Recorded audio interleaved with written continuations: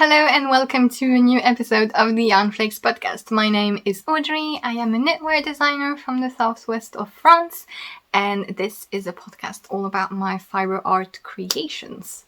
Thank you so much for joining me for this new episode. I hope you are doing very well. I have 3 things that I wanted to share with you. This time I have a new pattern release, which is the design that I'm wearing, and I have 2 works in progress, one of which you have already seen but I haven't shown in a while.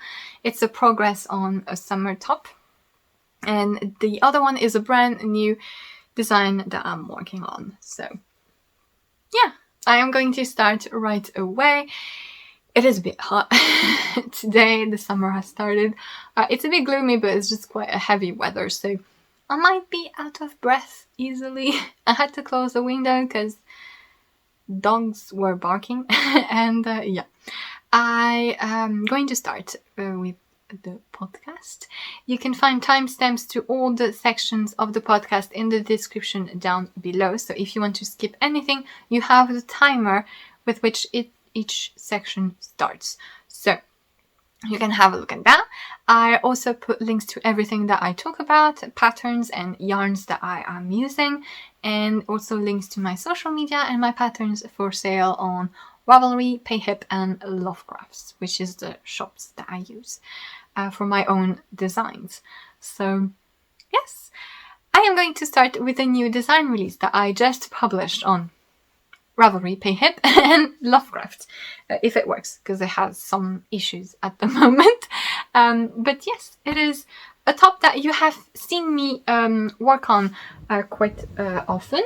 It is the Unau tank top. So this is, I'm sorry because it's like, I am recording this podcast earlier than I thought I would, and I didn't have time to smooth things out, and so it has some creases, and this is like a line from my top under it, but yeah, forgive the creases. So this is a reversible tank top that is knitted flat from the bottom up. So you knit one piece and then the other. It starts with a garter stitch hem, and then you have garter edges here on the sides. Each neckline is different, so you have this V-neck, which is not very low but like pretty standard length, and then you have a round neckline as well, and both of them have a little eyelet thingy going on the armholes. The armholes and neckline are shaped with very simple decreases. You have some little I-cord edgings everywhere, which are done at the same time.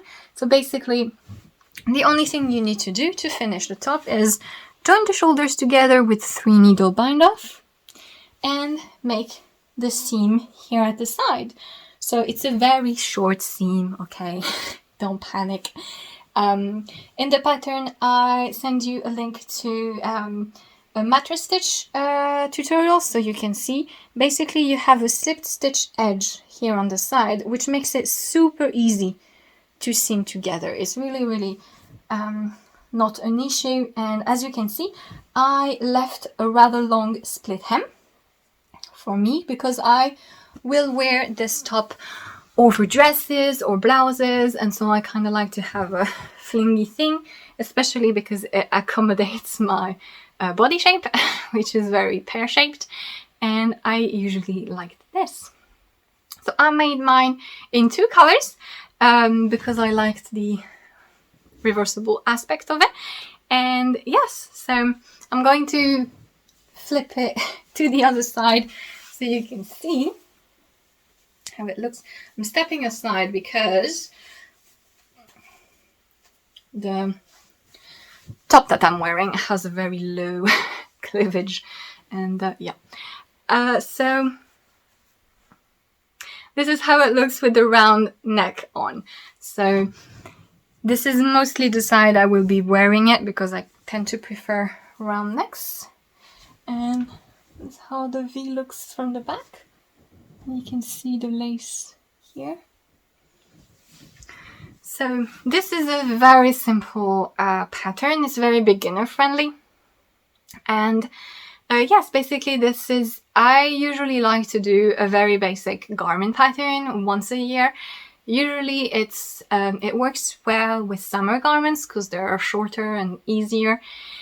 And that way I can put them at a lower price point. So I don't talk about the prices system that I have for my patterns often, but I think I already told you in the past, but just to recap, I have 3 different prices, basically based on the difficulty of the pattern, because for me it just doesn't make sense to ask the same price for like a shawl or a cowl accessory that is not going to be graded, and a full-on garment that is going to be graded into multiple sizes. And then also some garment designs are very complex, like they have some textures and lace going on that needs to be placed differently per sizes. And some are just mostly stockinette and they're a little bit easier to work on. And I think it's nice. If you see this, do not worry. I got stung by a wasp. It was my fault, but a little bit her fault as well.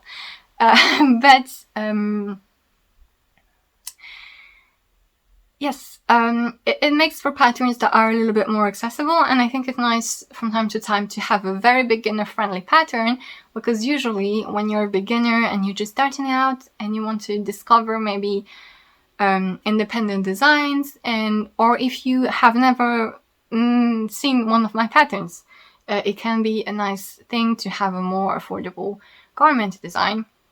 And so I can do this if the design is simple enough, which is the case with Unau. Well, sometimes I mess up my own system because I make very complicated shawls, and so it doesn't really work. But in principle, we stay like this, and with Unau it was simple enough, even though I did struggle a bit because I wanted the V-neck to fall in a particular point. But I was able to put Unau at a more affordable price for you all. And it's a very easy pattern to customize as well. You can make just one color, obviously. And if you do make just one color, you can join in around here if you really don't want to make the seam. I really like to seam summer knits because it makes them so much more portable when you have just one part at a time. But yeah, you can make just one neck as well if you want just the round or just the V-neck on both sides. You can make it longer. You can make the seam shorter or longer. Like I made mine pretty long, the split hem I mean, but you could close it completely, or you could just like seam it until here. You choose what you do. Basically, it's very easy. You can make the top longer. I made mine rather crop, as I usually do. But yeah, it's very, very easy to personalize, and yeah, I hope you like it. So this design does not have bust darts in it because there's no front. So since it's reversible, there's no one side that is the front, so I couldn't include bust dart in the pattern. However, if you decide which side you want as the front, if you need to be sure that you will always wear one side as the front, and if that's the case for you, and you need bust darts, which means that you usually have the tops or the sweaters that are riding up at the front because they're being pulled by your bust. If that's something that happens to you and you choose that, okay, I will only wear the round neck as the front, you can just ask and I will just contact me. And I can calculate the bust darts for you, absolutely, that is no problem. It's just that since the pattern is reversible, it didn't make sense to put them in the pattern, but I can totally do that for you if you decide which one you want as the front. You can also knit them longer and sort of see. Like I said, it's very easy to sort of accommodate different tastes and styles. And yeah, you can have a look at my testers projects. Some of them made just one color, made just one type of neck. Some people made the back hem longer as well because they were only going to wear it that way. Yeah, it's very easy to customize and to change. And I really like wearing it on top of blouses like this. You see, usually those completely see-through blouses or tops that I'm not wearing on their own, and I just like to throw in the tank top over. And yes, so I knitted it in what has become my favorite summer yarn, which is Landlust Summerside, which thank you so much. I forget your name, but one of you in the comments of an earlier episode where I was talking about your name, I forget your name because it's long and it's in German, so I never really read through it. I just know it starts with a W, so I know it's the same person. But yeah, and so that person very kindly told me Landlust is actually a country living magazine in Germany, it seems, and they made a partnership with the brand Lana Grossa to have a range of yarns, and one of them is Landlust Summerside, which is a blend of cotton and silk, 50% cotton, 50% silk, and I really like it. I really like it. It's so funny how different summer yarns can be, and I can only encourage you to try sometimes different ones, because it's the same with any yarn, really. But with the summer yarn, a lot of people, like, maybe they have tried linen and they didn't like it, and so they think that they can't knit any summer yarn, but they're so different. Whether it's linen, whether it's cotton. Like, I don't like pure cotton. I find it to be a bit dense. Whether it's tencel or different blends. The way the fibers are put together, the way the yarn is constructed, you can have different ply methods, like the chain type of yarn, you know, the yarns that is crocheted sort of into a chain. That changes the feel of the yarn so much.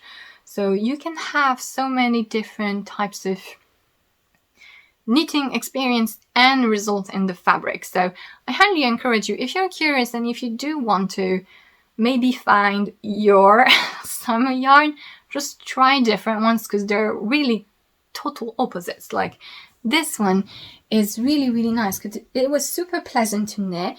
It wasn't hard on my hands, and it slips because of the silk. It's so drapey and light. At the same time, it still has some structure because of the cotton. It's not as flimsy as pure silk would be. It has a really nice lace. Well, you can't see much with this one here, but I've seen some other projects in full lace which are really cool, and I absolutely love this yarn. I think it's probably my favorite summer yarn so far, and it's so different from linen. It's really a joy to knit, and it's so affordable as well. It's like 6-7 euros per ball. It depends where you buy it. It's a sport weight yarn. This top can be made in heavier fingering weight as well. It depends how dense you want your fabric to be. But yeah, Landless Summerside is definitely a yarn I highly recommend if you can get your hands on it. Or maybe try if you can spot a cotton and silk blend. Now I want to try, every time I see cotton and silk together in the yarn, I just want to try it because it looks really cool. And yeah, so this is Unau. It's a name for a type of sloth. That's it. It's a specific sloth, and I just found it funny to use that name for mostly stockinette garment. So let's say yeah. I'm like this. But yeah, it's as usual, it's 15% off for the release until Sunday if you like it with the code UNAU. So it's UNAU. And yeah, I just needed a U in my alphabet because I've been trying to get all the letters of the alphabet in my design names. I'm just missing the Q. I know already because it's coming in September. So I will have a full alphabet by September. But yeah, you know, which I hope. I just really like the transition. It was really hard to pick a picture because the first picture that you put in the pattern on Ravelry is so important, because if you don't put the right one, like, you get less views, and it's very difficult when the pattern doesn't get views when you publish it, because then it just ends up in not being seen at all. And it's so yeah, and this is very difficult because what do I do? Do I show one side and then people don't know from the first point that it's a reversible thing, or do I show this but it looks weird, like, what is this? So yeah, I haven't completely decided at the time when I'm recording this, but I do think I will show the side, even if it means that people maybe don't know what kind of pattern this is. At least they will see that it has something fun with the reversible 2-color thingy. Yeah, I don't know. But yeah, that is, you know, which I hope you would like. It's the second to last pattern for the summer collection. And yeah, I'm going to move on to my work in progress, which is a pattern that I have started a while ago. I am knitting the 4/4 top, which was published in Pom Pom, the spring issue of Pom Pom, which was Pom Pom 36. And it's this really fun top, which I'm knitting with my friend Annelise. We are knitting it together because we both really liked it. And so it's a really funny construction. And it's quite fun to do because you don't really understand what you're doing. But I have to block them. I don't know how I will block it because it's going to be so long. It's going to be a bit difficult placement. I don't know if I'm going to have the room to block it. But basically, it's 4/4. So you knit the two sides separately, and each side has two parts. You have a top part, and then you have a tie that is going to be wrapped around the waist. And yeah, so we have finished one side because we are waiting each other with my friend as we are knitting this together. We're not going very quickly, mostly because I'm distracted, but so this is how it goes. You start here, you cast on just a little bit of stitches here. Just look at the coral part, okay? So you cast on just a little bit of stitches, then you increase at the edge to create a slant. Then you work some short rows here for a bust start. And then you start decreasing for the v-neck here, because this is going to be seamed. This portion here is going to be seamed to the other side. You start for the v-neck. You also cast on extra stitches here to form the sleeve. And so you go like this. The sleeve, you go over the shoulder. Then you eventually cast off stitches for the sleeve here, and it's going to be attached like this. You cast on some stitches for the back here, and you go down until the end of the back. And this is going to be seamed together at the end like this. And then you pick up stitches here in your new color to work the tie. So it has some short rows, which I think are meant so that it naturally goes like this to the side. Then you decrease a bit, and then you work the tie. And so it's rolling on itself because it's stuck in it. I've seen on the Ravelry projects, people are complaining that it's rolling, but yeah, that's normal because it's stuck in it. And yeah, it just has a little slip stitch edge. And I was a bit confused in the pattern as to how long the tie would be, because the tie says knit until the tie is X centimeter, but I didn't know if it was from the moment I've picked up, from the moment I finished the short rows, or from the moment I stopped decreasing, because you decrease here so that you end up with just this width. And so I didn't know where to start measuring, but since the Ravelry projects were saying that a lot of them had the ties that were too short, I decided to go the longer way, and I measured it from the point where it just starts being thin.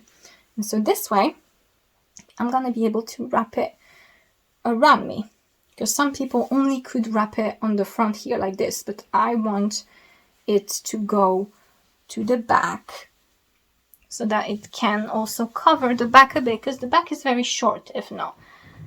And so I want it to go over the back and back to the front and be tied like this with the other side as well. So this will be like this. It's sort of, with when it's gonna be blocked and stretched a bit, it should be okay. So yeah, this is one side, and now I'm gonna do exactly the same on the other side. And I started the other front with a white color, and yeah, I just started, I'm going to start decreasing for the v-neck. I knitted the front a bit longer than it said. I think I added 3 centimeters, because if not, the front would have been very short even on me. I think now I'm about to add the stitches for the sleeve here. And the tie on this side is going to be red. So yeah. The pattern says to steam block each part. Maybe I kind of need to buy myself one of those hand blockers, steam blockers, you know, hand iron thingy. They're really convenient. I had them when I was working retail for clothing retail, and they're very convenient, and I think they would be a really useful thing to have for knitting as well. But I don't have them at the moment, so I will just wet block everything, and I will be very careful with that red. I'll probably put the 2 parts into different water bowls or something. But yeah, I am using Katia linen, which is a blend of cotton and linen. It has 53% cotton and 47% linen. I like it. It's okay. It has a lot of linen, so it has more of the irregular type of fabric that linen tends to do, as you can see. It's also not knitted at a very dense gauge. This is like a sport DK weight. I like the fabric that it's giving, and when I'm going to wash it, I think it's going to be even softer and a little bit more unified. But I'm also working at the moment on a secret test knit, which I can't show you, but I am using Fonty Bohème. So Fonty is a French brand of yarn, and their Bohème yarn is also a blend of cotton and linen, but it has more cotton. It's 65% cotton, 35% linen. And so the two are sort of similar yarns. They're both sport weight yarns. They're both cotton and linen, and I prefer the Fonty Bohème because of its structure. It's like the thread is holding itself a little bit better, whereas the Katia linen one is a bit more splitty, it's a bit more irregular, whereas this one, it holds itself a little bit better. It's making a really good definition. I can just show you perhaps. I'm knitting brioche with it, and you can see how it looks. I'm able to knit it at a very dense gauge, but it's still very nice and light. And yeah, it's just because it has more cotton, and I think that it's plied a little bit more tightly. It's just having a better definition, I think, and I find it a little bit more pleasant to work with, even if it feels a bit harsher on my hands, perhaps, on this one. I think this is good for a non-over stockinette. Loose, a little bit natural looking garments, which is what I was going for anyway with the 4/4. But yeah, it definitely can be a bit splitty, but I still like that kind of fabric. I just wanted to compare the two because they are the same fiber content, and just if you're looking for a cotton linen brand, I think the fronty one is a little bit more versatile. I think it will work for a greater variety of garments. Yeah, it's a really fun pattern to work. Yeah, you kind of have to trust the instructions, and yeah, that's something I kind of wanted to touch upon as well. It's the perfect example of a situation where you just need to do what's written, even if you don't understand it. I know that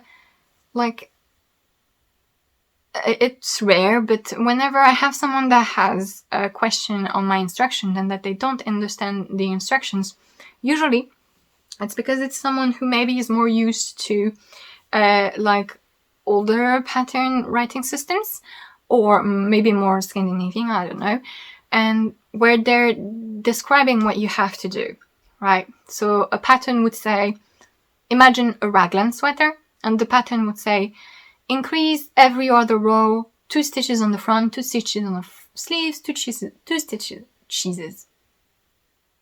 I'm a bit hungry. 2 stitches on the back, etc. And that's what the pattern tells you. And so you do that. And I think that works very well.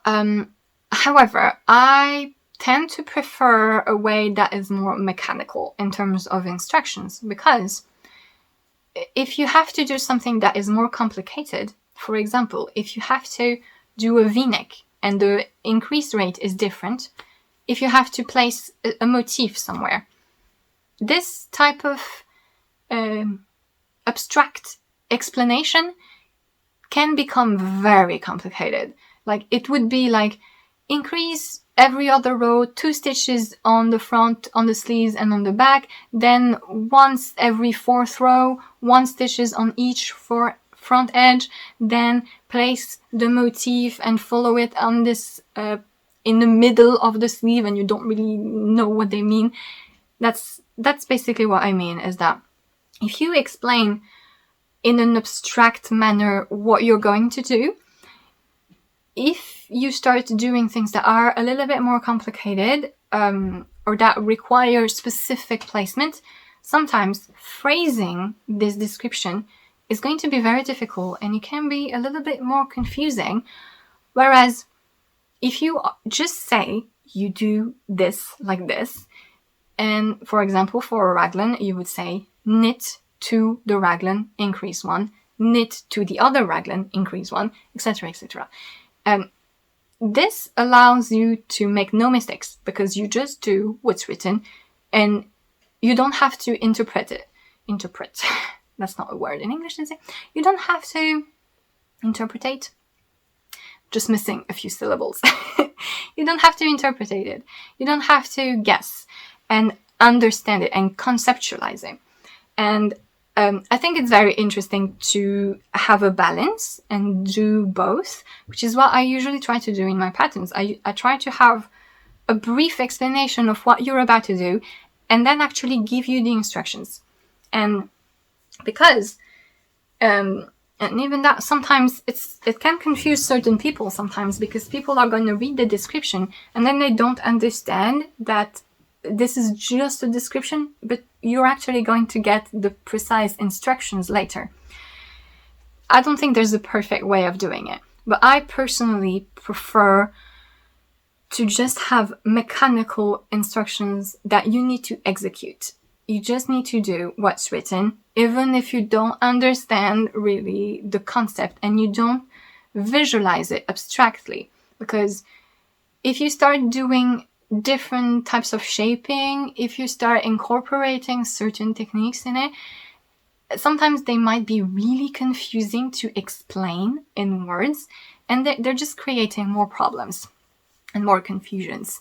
And so I have noticed that most knitters that I have interacted with, they work better with just do what's written, even if you don't understand it. You just follow the instructions, and once you've done them, then you understand how the things are done and how it's placed. And every time I it's rare, but when I get a message from someone who tells me they don't understand certain instructions, it's very clear that they haven't tried, basically, that they're just trying to read it. They're just reading the instructions and then trying to do the things without following the instructions really, but just by they understood the instructions, they want to replicate it. I totally understand that. Sometimes I try to do things like this as well. And it's a different way of thinking. And I had to sort of get rid of that thought process because I function like this a lot. I will absorb something, understand it, and then redo it my own way. But with knitting instructions, when you need to work with a broad spectrum of people and you need to be as objective, neutral, and precise as possible, I personally think that just giving step-by-step instructions of what you need to do and you just follow this, even if you don't understand what you're really doing, and if you just follow them right, then it works. And then you have the comprehension step arrives after the fact. So yeah, it's something that I often notice is that someone will have a question that they don't understand how to make certain part of the instructions, and it's very obvious that they haven't tried making them, that they're just trying to understand them from the go. And this is a very clear example of this pattern, because you saw how I explained to you the different steps. In the pattern, it's not very obvious. Like, I understand the construction now that I've done it, but as I was doing it, I was not really sure what I was doing. You cast on this, and then you increase at a slant, and then you make short rows here, and this is supposed to be the front, and this is the only information you have. And you're like, what is this? But yeah, obviously in a magazine, they couldn't have a very descriptive part of the construction because, first of all, it would be very difficult to make it very clear and not confusing. And it would, like, the pattern is already 6 pages. It would be humongous if we had an attempt at a description. But if you just follow the instructions, I just made it, even if I didn't know exactly what I was doing. And then I finally, once I was done with it, I looked at it and then I realized, okay, this is positioned like this. This works like this. So yeah, I just wanted to note this and just say that if you have trouble with instructions and you have not tried following them, just following them, do that first because a lot of times you will have the sort of, in French we say déclic, which is it's like a clicky achievement thing, which means something is unlocked, basically. Yeah. It will be unlocked in your brain, the thing. It's like when you knit a sock heel for the first time. It's like, this is so absurd. Like, what is that? Why am I suddenly not knitting all the stitches? Why am I doing a flat thing for a heel? Like, what's happening here? So yeah, you just had to follow the thing. And I think it's a much easier and a much more universal way of transmitting something. And I have a really hard time with it. I had a really hard time with it at first because I'm someone who needs to understand the full spectrum of things. It was very difficult with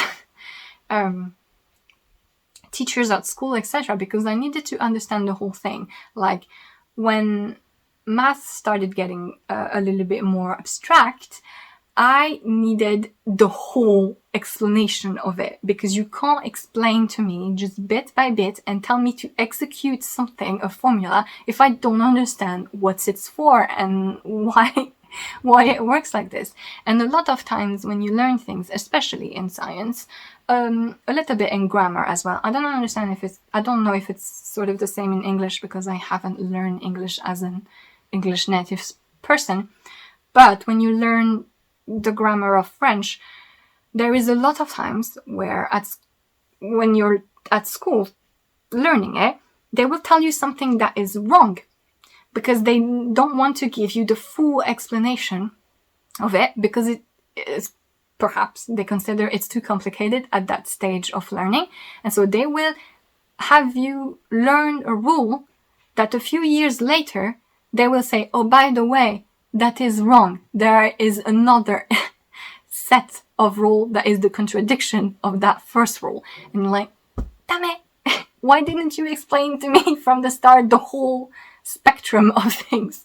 And yeah, when I first started knitting, I worked like this as well.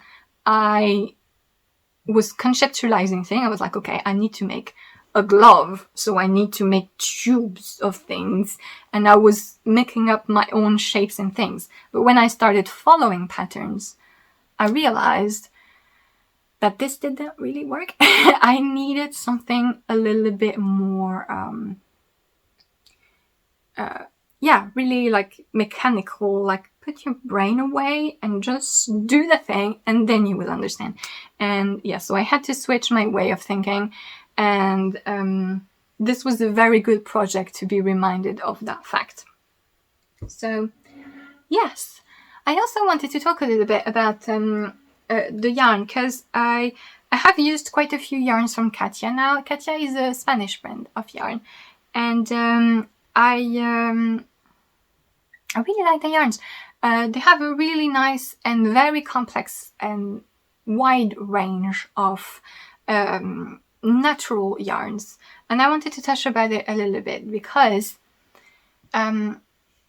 we're doing the whole commercial versus hand-dyed talk again. Let me warn you. And I've noticed that a lot of times when people talk about using affordable yarns versus hand-dyed, a lot of times people jump into the acrylic topic. And I don't see the connection.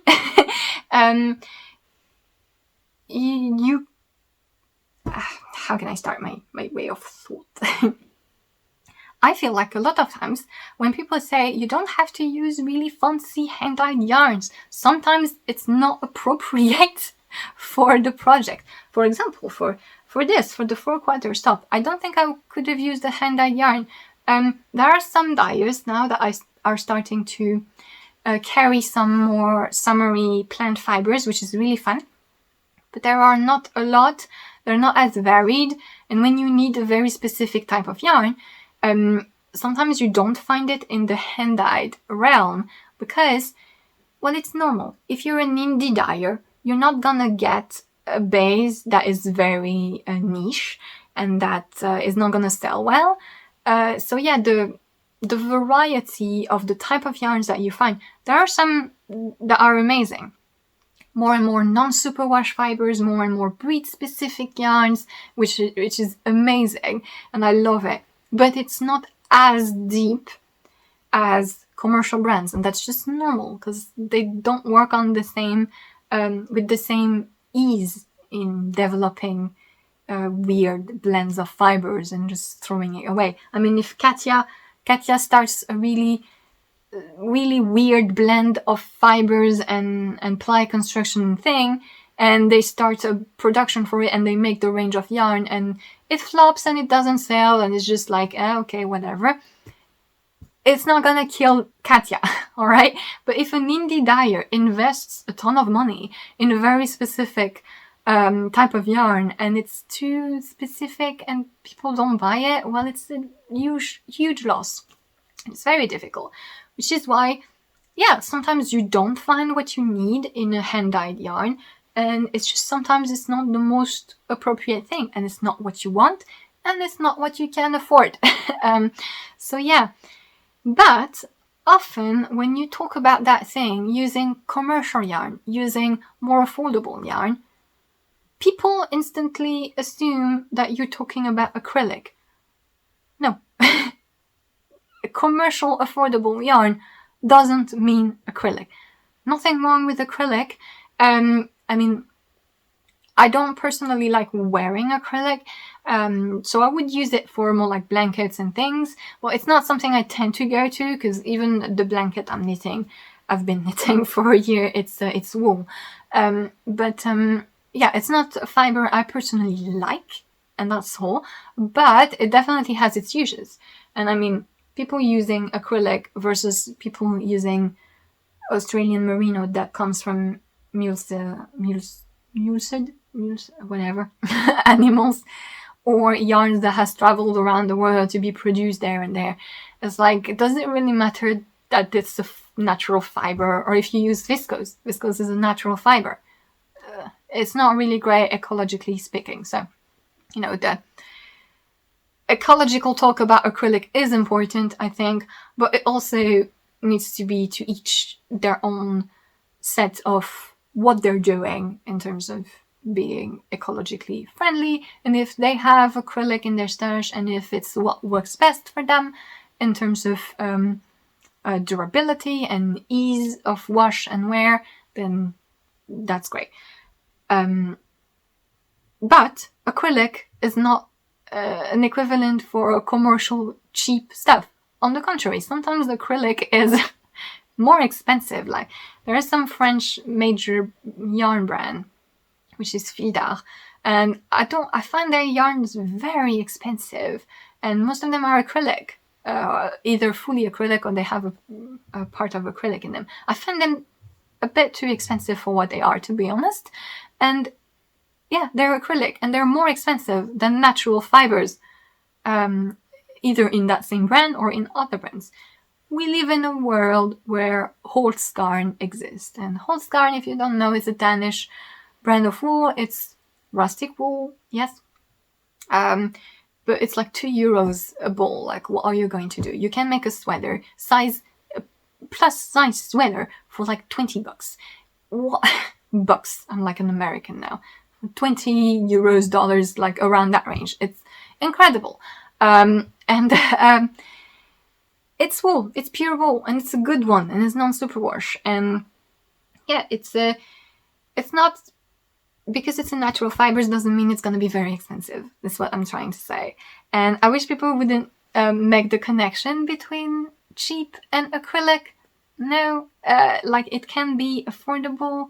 I mean affordable. I know in English cheap has another meaning. Like, it's not necessarily the monetary value. I just mean the monetary value, right?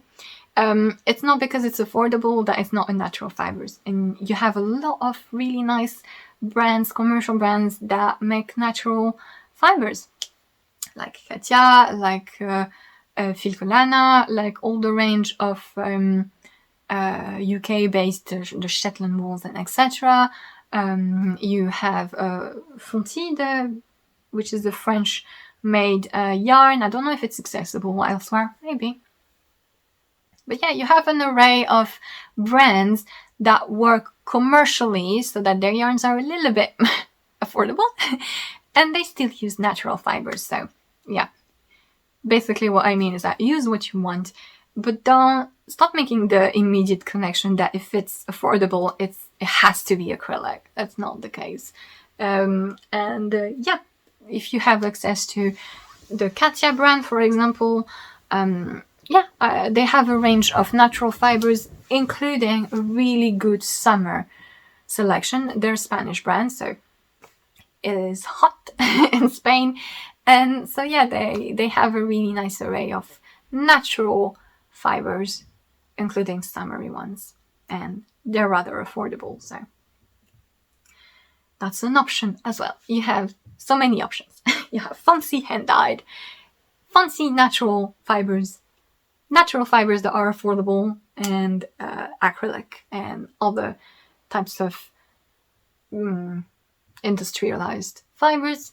But yeah, ranty. That's it. And now I'm going to move on to my hand-dyed, plant-dyed, indie-dyed work in progress, because we are all about logic here, right? I have a new design in progress, and I think it was last year, I contacted Natalie from By Night Dyes, which is a Belgian indie dyer, and she dyes using plant dyes and insects. One insect. I don't know if you can dye with other insects than the red one. But yeah, she plant dyes yarn, and she's a lovely person. I really like her work. You may have seen her around because she does a few festivals in the central of Europe, and hopefully we'll start doing them again. But yes, she's a really nice person, and I contacted her because I had an idea for a cardigan that I thought would work really well in her yarn.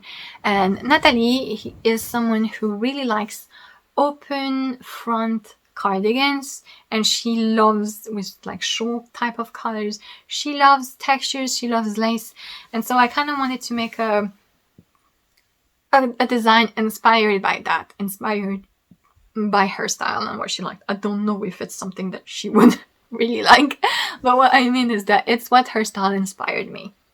And so I sent her a proposal and she liked it, and we agreed on using her Orion Decay base, which is a BFL Masson blend in a decay weight. So the BFL Masson blend is quite trendy now, and it's a non-superwash wool, and quite a few indie dyers have it, and it's a really nice type of yarn.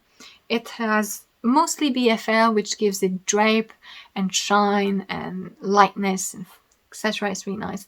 And the Masson, which brings it some fluff. And I really like that Natalie has a decay version of this, because when you use non-superwash decay yarn, this is a 2-ply, it's really nice because it's light, but you can still make a big garment with less yarn at a looser gauge, and it's just gonna puff up and it's gonna work wonderfully, and you're gonna have a rather big decay project, but that is going to be quite light in itself. And so this is dyed with, I don't know the name in English, it's Nerprin, maybe it's the same name. It's a type of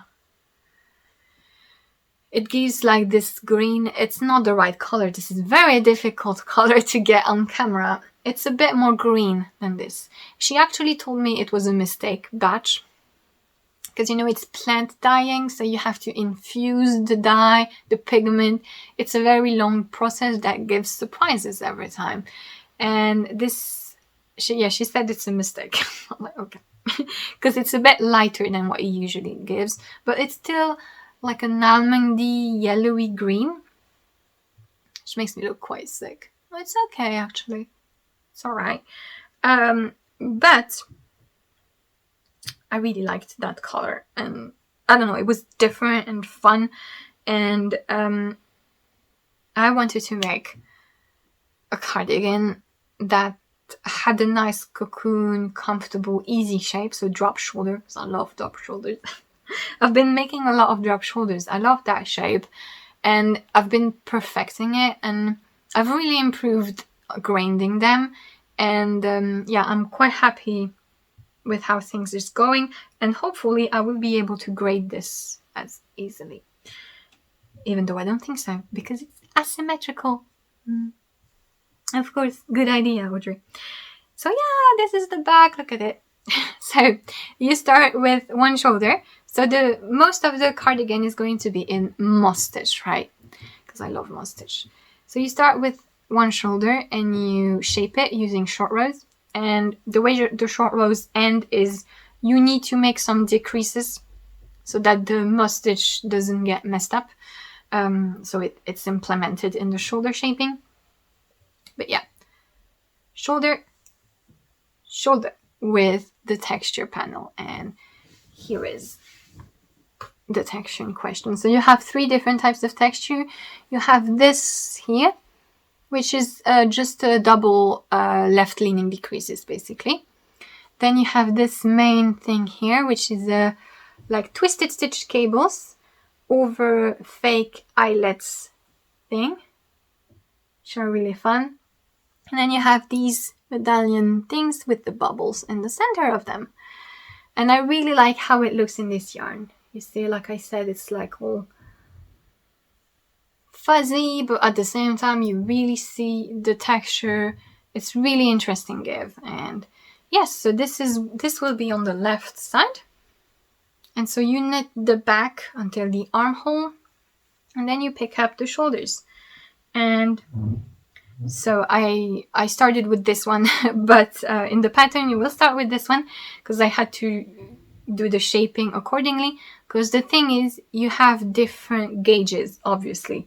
So you don't have the same stitch count for the left side and the right side, because the moss stitch needs less stitches to be as wide. It was a bit difficult. I had to restart quite a few times to get the width right and for it to be centered.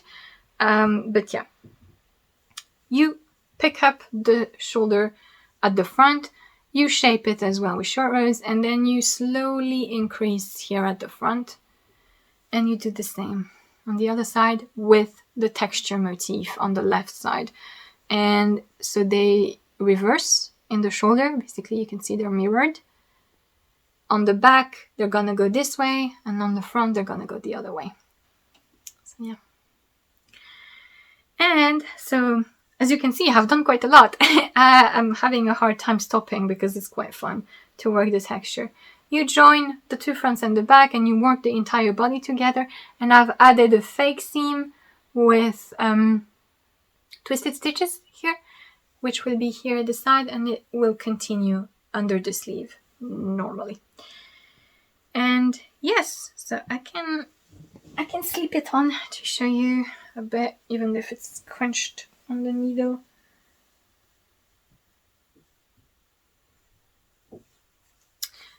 And it doesn't have the neckline, so it doesn't fall really well. There you go.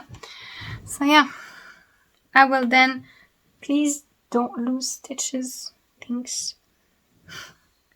That is how it will go. Then I will pick up stitches and work a 2x2 rib neckline all around. Yeah, the sleeves will be in moss stitch as well.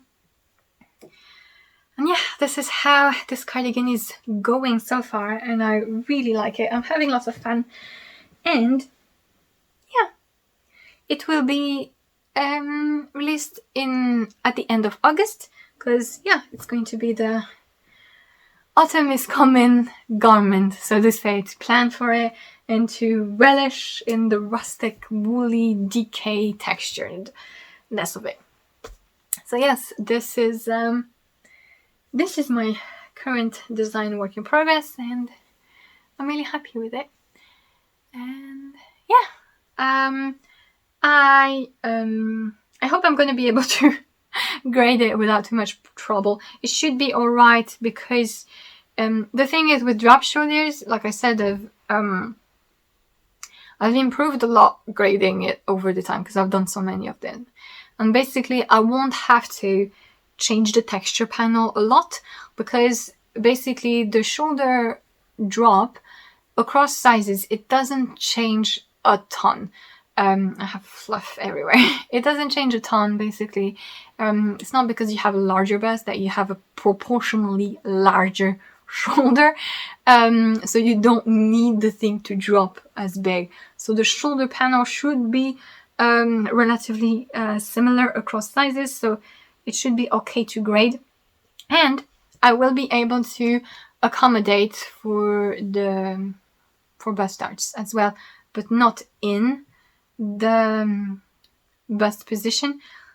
So if you find that your sweaters or cardigans are riding up again, in this design I will be able to compensate for it, but not in the actual body, because like I said, if you work short rows into moss stitch, I can control it if you have the perfect exact row gauge and the perfect exact length of things, and that's impossible. So eventually you might have to decrease to make sure that your moss stitch pattern is coherent. So you would be doing short rows to add fabric and then decreasing at the same time. So that wouldn't make sense. So I think at the end of the cardigan, I will add the possibility to make short rows just before the ribbing on the two fronts so that they don't ride up. This shape has the front that lifts a bit, but it shouldn't be overly dramatic. So with this design, I will be able to compensate for it, and I'm happy about this because it's not always possible, unfortunately, but on this one it will be. So that's nice. And yeah, that's my current design. And I think with this, I have gone through everything that I wanted to share with you. So yeah, thank you so much for watching this episode. I hope you enjoyed it. I will see you again rather soon in the beginning of July. And yeah, have a lovely rest of the day. Have a great evening, whichever it is when you're watching this. And I will see you next time. Bye!